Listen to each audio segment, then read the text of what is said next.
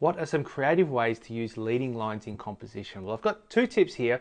One is Dutching your photo, so Dutch angle, tilting it deliberately, either at the time or in post-production you can do that. And the other is the implied line of sight.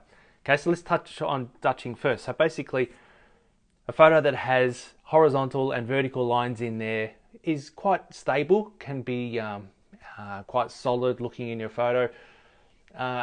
Sometimes you might want to add a bit of energy, bit of movement, that sort of thing. You can change the whole look of a photo by changing the angle. It has to be, obvious, not just a slightly crooked horizon. Hate that.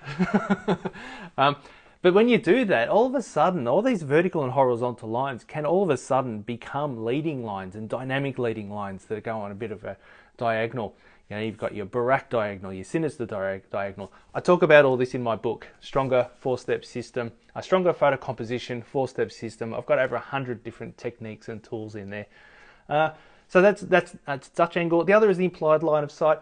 You've seen those photos where you can see somebody looking in a particular way, even though there's no leading line. Your eye picks up on that and goes in the direction of where that's going. And it can also be inanimate objects. It doesn't need to be people or animals. It could be anything. It could be the way a table is facing and your eye would go across the table and then go over the other side.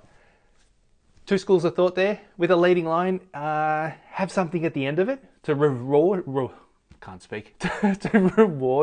the viewer when they follow that line. They go, oh, they've gone on that visual flow, the visual journey, and go, okay, oh, I've been rewarded. This is what I'm looking at. Or you can have visual tension by having nothing there.